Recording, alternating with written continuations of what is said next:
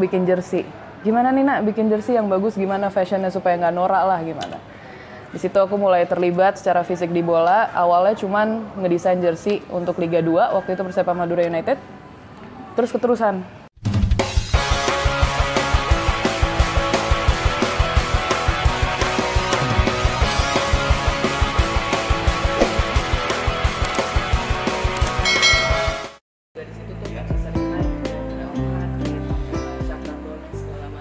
Dunia sepak bola Indonesia memiliki generasi baru berbakat dalam pengelolaan klub.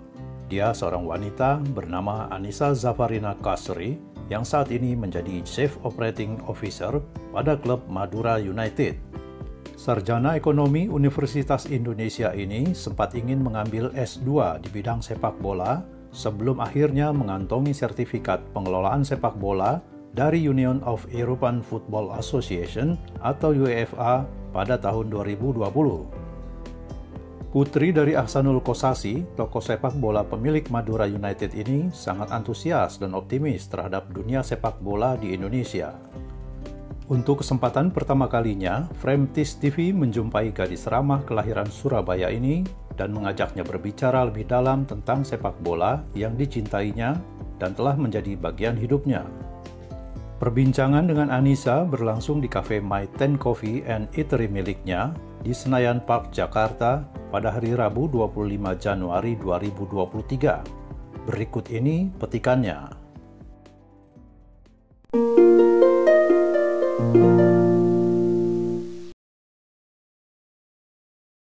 Oke, mungkin pertama aku jelasin secara perasaan dulu ya Pak ya. Secara perasaan sebenarnya kecintaan aku sepak bola itu udah ada dari mungkin TK. Jadi setelah papa itu waktu mama hamil aku, itu kerjaannya selalu nonton timnas. Jadi mama tuh suka banget sama bola, jadinya terus aku keluar-keluar pun udah mau nggak mau jadi suka sama bola juga. Terus udah gitu jadi sering sama papa dibawa ke sepak bola Tarkam. Di sepak bola Tarkam aku jadi cinta lah tuh sama sepak bola. Wah seru juga nih permainan. Sampai pada akhirnya sudah mungkin umur SMP SMA gitulah, umur 15-16 papa berkecimpung di sepak bola, dari papa PSCS sampai PSSI sampai juga terus sempat megang Persepam Madura United. Di situ papa minta bantuan aku untuk bikin jersey. Gimana nih nak bikin jersey yang bagus, gimana fashionnya supaya nggak norak lah gimana. Di situ aku mulai terlibat secara fisik di bola. Awalnya cuman ngedesain jersey untuk Liga 2, waktu itu Persepam Madura United. Terus keterusan jadi per tahun selalu bikin jersey, bantuin papa bikin proposal, bantuin papa nyari pemain, bantuin papa ngelihat pelatih, menilai pelatih dan menilai pemain, sampai pada akhirnya pun aku lulus S1. Yang aku pengenin adalah aku pengen S2 ngambil sepak bola. Dari situ nggak berhenti. Terus papa mempercayai aku untuk bantu ngurusin Madura United juga. Waktu itu langsung sebagai Chief Operating Officer, Direktur Operasional, dan sampai ya itu belum berhenti sampai sekarang. Seperti itu.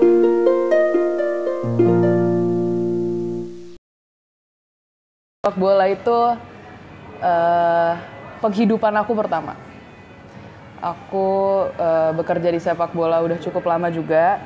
Terlibat di sepak bola tadi udah dari SMP, udah dari SMA. Itu sudah sebenarnya bisa dibilang itu juga udah hidup aku lah.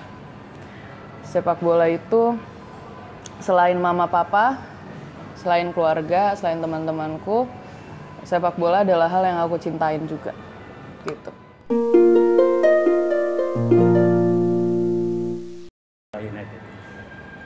Aku di situ sangat bersyukur sih, karena memang aku udah cari muka sama papa, emang minta untuk dimasukin ke Madura United dan juga berkecimpung lah di dalam dunia sepak bola.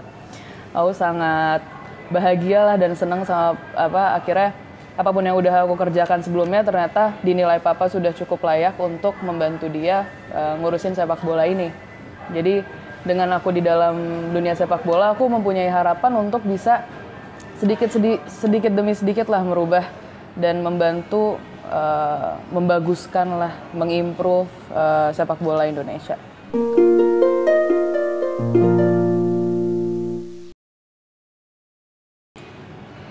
Selain dari papa, aku juga belajar. Sebenarnya kan aku juga ngambil ilmu di UEFA, ngambil Certificate of Football Management selama 9 bulan di Swiss dan di London juga. Di situ aku juga jadi belajar bagaimana cara memanage sepak bola dari sisi bisnis dan bagaimana cara memarketingkan sepak bola, gimana cara dapat sponsor, gimana cara manage fans dan apapun stakeholder yang ada di sepak bola. Selain dari situ juga aku belajar sendiri sebenarnya, karena diajak papa dari kecil, aku dibiarin sama papa jalan-jalan dah tuh di lapangan dan berkenalan sama orang-orang bola, jadi aku banyak ngobrol sama orang-orang bola dan orang-orang yang terlibat di dalam sepak bola selama ini, mau nggak mau jadi ikut belajar lah. Gitu.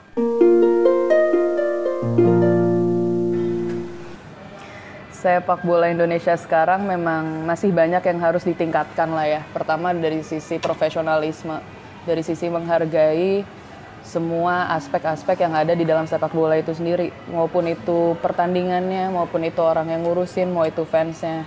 Jadi profesionalismenya itu kurang. Masih kurang orang yang bekerja di dalam sepak bola itu yang benar-benar mencintai sepak bola.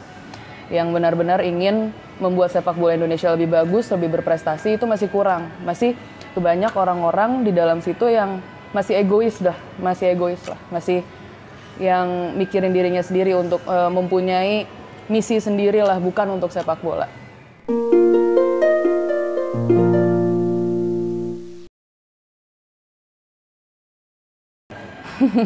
Sebenarnya itu cukup mudah karena sebenarnya waktu dengan mama papa itu, apalagi waktu dengan papa ya, banyak yang kebarengan jadi kayak ngobrol sama papa mau nggak mau juga ngobrolin sepak bola juga, karena itu adalah satu hal aku sama papa yang sama-sama kita cintain bareng-bareng lah.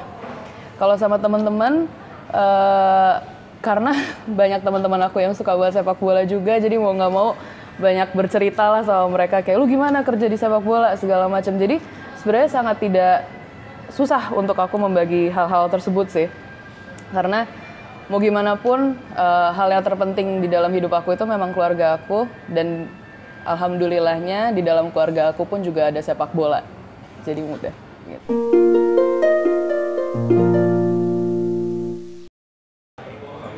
Ada. Sebenarnya kita nggak bisa melakukan perubahan ini pelan-pelan memang. Ada banyak hal yang memang harus dirubah, yang bisa dirubah. Jadi, aku tuh berharap sebenarnya sepak bola Indonesia ini kan jauh lebih sehat dan diurusin dan dipegang dan dimanage sama orang-orang yang benar-benar mencintai sepak bola dan mempunyai misi yang sama.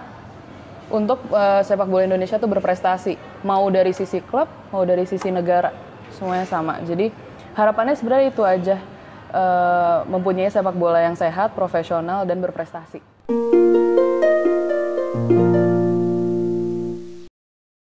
Klub yang sehat. Oke.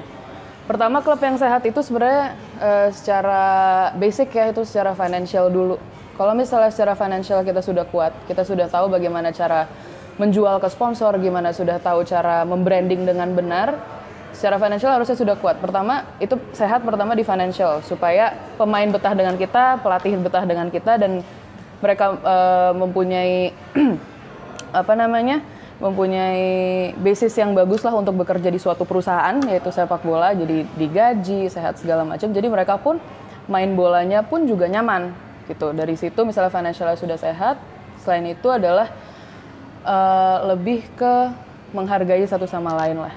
Jadi dari sisi manajemen kita sudah bekerja dengan keras untuk misalnya untuk membranding, untuk membuat planning yang matang supaya supaya klubnya pun berjalan di season tersebut. Pemainnya pun juga harus sadar bahwa mereka itu bermain untuk nama Madura United FC.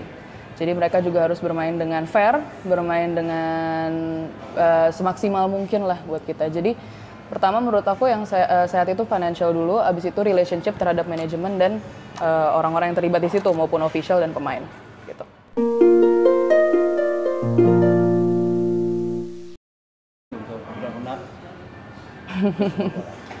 Keberanian sebenarnya aku sih merasa sekarang aku masih cukup terlalu muda, bukan terlalu muda, terlalu dini lah di sepak bola. Aku masih banyak yang aku harus pelajarin terhadap sepak bola Indonesia. Mungkin dari sisi bisnis karena aku udah mempunyai ilmu yang cukup, udah ngambil sertifikat di UEFA segala macam. Mungkin aku udah kuat. Cuman yang aku pelajarin adalah sepak bola dunia atau sepak bola yang seharusnya itu berbeda dengan sepak bola Indonesia.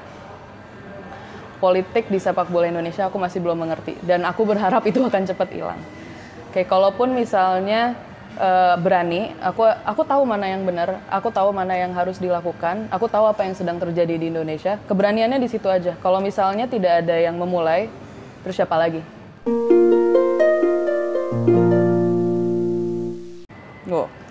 Yang aku ingin katakan untuk Papa adalah terima kasih.